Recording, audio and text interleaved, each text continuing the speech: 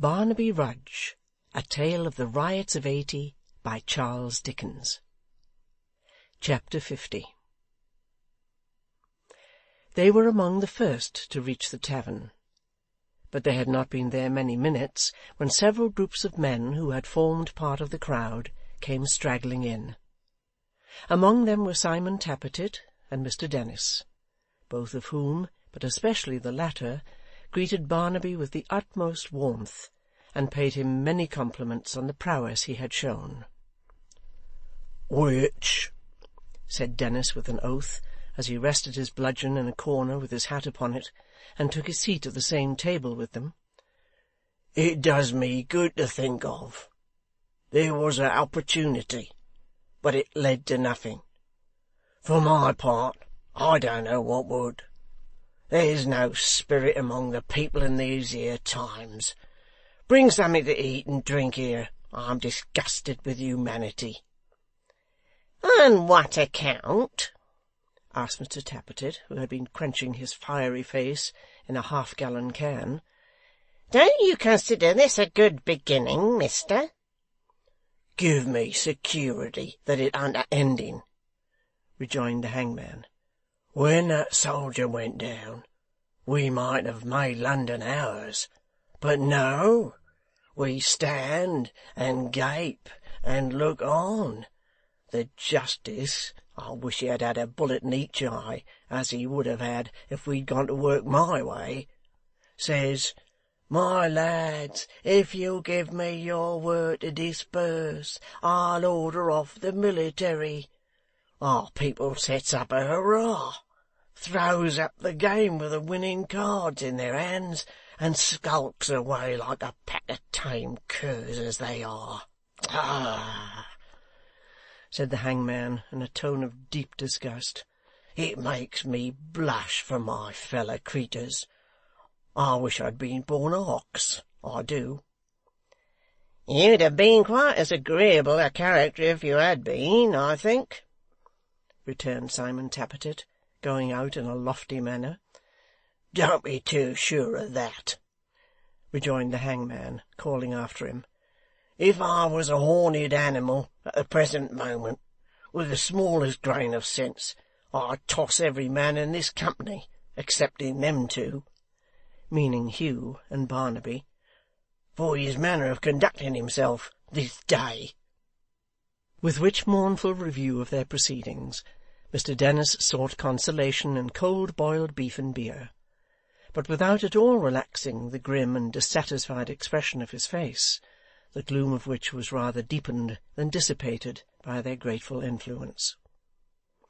The company who were thus libelled might have retaliated by strong words, if not by blows, but they were dispirited and worn out. The greater part of them had fasted since morning, all had suffered extremely from the excessive heat, and between the day's shouting, exertion, and excitement, many had quite lost their voices, and so much of their strength that they could hardly stand. Then they were uncertain what to do next, fearful of the consequences of what they had done already, and sensible that after all they had carried no point, but had indeed left matters worse than they had found them. Of those who had come to the boot, many dropped off within an hour, such of them as were really honest and sincere, never after the morning's experience to return, or to hold any communication with their late companions. Others remained but to refresh themselves, and then went home desponding. Others, who had theretofore been regular in their attendance, avoided the place altogether.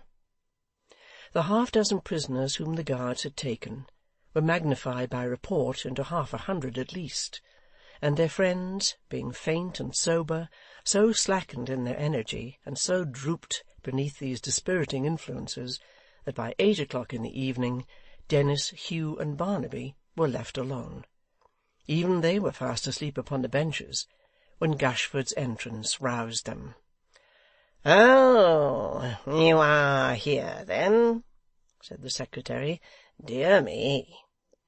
"Why, where should we be, Muster Gashford?" Dennis rejoined, as he rose into a sitting posture. "Oh, nowhere, nowhere," he returned with excessive mildness. "The streets are filled with blue cockades. I rather thought you might have been among them. I am glad you are not." "You have orders for us, master, then?" said Hugh. "Oh dear, no, not I. No orders, my good fellow. What orders should I have? You are not in my service." "Muster Gashford," remonstrated Dennis, "we belong to the cause, don't we?" "The cause?" repeated the secretary, looking at him in a sort of abstraction. "There is no cause. The cause is lost." "Lost?" "Oh, yes. You have heard, I suppose. The petition is rejected by 192 to 6. It's quite final. We might have spared ourselves some trouble. That and my lord's vexation are the only circumstances I regret. I am quite satisfied in all other respects."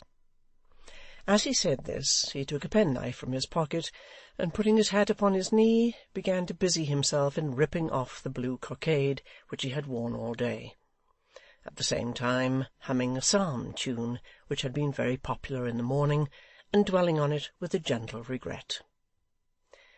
His two adherents looked at each other, and at him, as if they were at a loss how to pursue the subject. At length Hugh, after some elbowing and winking between himself and Mr Dennis, ventured to stay his hand, and to ask him why he meddled with that riband in his hat. "Because," said the secretary, looking up with something between a snarl and a smile, "because to sit still and wear it, or to fall asleep and wear it, is a mockery. That's all, friend."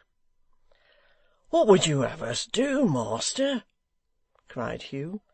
"Nothing," returned Gashford, shrugging his shoulders. "Nothing. When my lord was reproached and threatened for standing by you, I, as a prudent man, would have had you do nothing. When the soldiers were trampling you under their horses' feet, I would have had you do nothing. When one of them was struck down by a daring hand, and I saw confusion and dismay in all their faces, I would have had you do nothing. Just what you did, in short. This is the young man who had so little prudence and so much boldness. I am sorry for him." "Sorry, master?"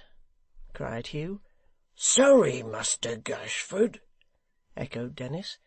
"In case there should be a proclamation out to-morrow, offering £500 or some such trifle for his apprehension, and in case it should include another man who dropped into the lobby from the stairs above," said Gashford coldly, "still do nothing." "Fire and fury, master!" cried Hugh, starting up. "What have we done that you should talk to us like this?" "Nothing," returned Gashford with a sneer. "If you are cast into prison, if the young man," here he looked hard at Barnaby's attentive face, "is dragged from us and from his friends, perhaps from people whom he loves and whom his death would kill, is thrown into jail, brought out and hanged before their eyes, still do nothing. You'll find it your best policy, I have no doubt." "Come on!" cried Hugh, striding towards the door. "Dennis, Barnaby, come on!" "Where? To do what?" said Gashford, slipping past him, and standing with his back against it. "Anywhere, anything!" cried Hugh. "Stand aside, master, or the window will serve our turn as well. Let us out." "You are of such an impetuous nature," said Gashford, changing his manner for one of the utmost good fellowship and the pleasantest raillery. "You are such an excitable creature. But you'll drink with me before you go?" "Oh, yes, certainly," growled Dennis, drawing his sleeve across his thirsty lips. "No malice, brother. Drink with Muster Gashford.' Hugh wiped his heated brow and relaxed into a smile. The artful secretary laughed outright. 'Some liquor here. Be quick, or he'll not stop even for that. He is a man of such desperate ardour,' said the smooth secretary, whom Mr Dennis corroborated with sundry nods and muttered oaths. 'Once roused, he is a fellow of such fierce determination.' Hugh poised his sturdy arm aloft, and clapping Barnaby on the back, bade him fear nothing. They shook hands together, poor Barnaby evidently possessed with the idea that he was among the most virtuous and disinterested heroes in the world, and Gashford laughed again.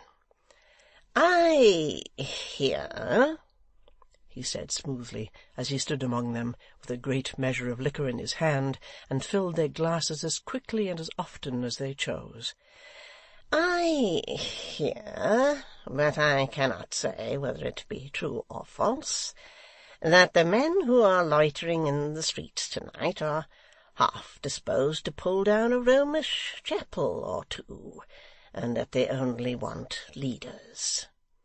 I even heard mention of those in Duke Street, Lincoln's Inn Fields, and in Warwick Street, Golden Square. But common report, you know. You're not going?' 'To do nothing, master, eh?' cried Hugh.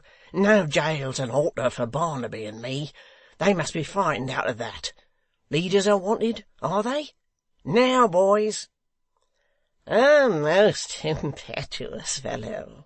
cried the secretary. 'A courageous, boisterous, most vehement fellow. A man who—' There was no need to finish the sentence, for they had rushed out of the house and were far beyond hearing. He stopped in the middle of a laugh, listened, drew on his gloves, and, clasping his hands behind him, paced the deserted room for a long time, then bent his steps towards the busy town, and walked into the streets. They were filled with people, for the rumour of that day's proceedings had made a great noise. Those persons who did not care to leave home were at their doors or windows, and one topic of discourse prevailed on every side. Some reported that the riots were effectually put down, others that they had broken out again. Some said that Lord George Gordon had been sent under a strong guard to the Tower, others that an attempt had been made upon the king's life, that the soldiers had been again called out, and that the noise of musketry in a distant part of the town had been plainly heard within an hour. As it grew darker, these stories became more direful and mysterious, and often, when some frightened passenger ran past with tidings that the rioters were not far off, and were coming up, the doors were shut and barred, lower windows made secure, and as much consternation engendered as if the city were invaded by a foreign army. Gashford walked stealthily about, listening to all he heard, and diffusing or confirming, whenever he had an opportunity, such false intelligence as suited his own purpose, and, busily occupied in this way, turned into Holborn for the 20th time, when a great many women and children came flying along the street, often panting and looking back, and the confused murmur of numerous voices struck upon his ear. Assured by these tokens, and by the red light which began to flash upon the houses on either side, that some of his friends were indeed approaching, he begged a moment's shelter at a door which opened as he passed, and running with some other persons to an upper window, looked out upon the crowd. They had torches among them, and the chief faces were distinctly visible. That they had been engaged in the destruction of some building was sufficiently apparent, and that it was a Catholic place of worship was evident from the spoils they bore as trophies, which were easily recognizable for the vestments of priests and rich fragments of altar furniture. Covered with soot and dirt and dust and lime, their garments torn to rags, their hair hanging wildly about them, their hands and faces jagged and bleeding with the wounds of rusty nails, Barnaby, Hugh, and Dennis hurried on before them all, like hideous madmen. After them the dense throng came fighting on, some singing, some shouting in triumph, some quarrelling among themselves, some menacing the spectators as they passed, some with great wooden fragments on which they spent their rage as if they had been alive, rending them limb from limb, and hurling the scattered morsels high into the air, some in a drunken state, unconscious of the hurts they had received from falling bricks, and stones, and beams, one borne upon a shutter, in the very midst, covered with a dingy cloth, a senseless, ghastly heap. Thus a vision of coarse faces, with here and there a blot of flaring, smoky light, a dream of demon heads, and savage eyes, and sticks, and iron bars, uplifted in the air and whirled about, a bewildering horror, in which so much was seen, and yet so little, which seemed so long, and yet so short, in which there were so many phantoms, not to be forgotten all through life, and yet so many things that could not be observed in one distracting glimpse. It flitted onward, and was gone. As it passed away upon its work of wrath and ruin, a piercing scream was heard. A knot of persons ran towards the spot. Gashford, who just then emerged into the street, among them. He was on the outskirts of the little concourse, and could not see or hear what passed within, but one who had a better place informed him that a widow woman had descried her son among the rioters. "Is that all?" said the secretary, turning his face homewards. "Well, I think this looks a little more like business." End of chapter 50.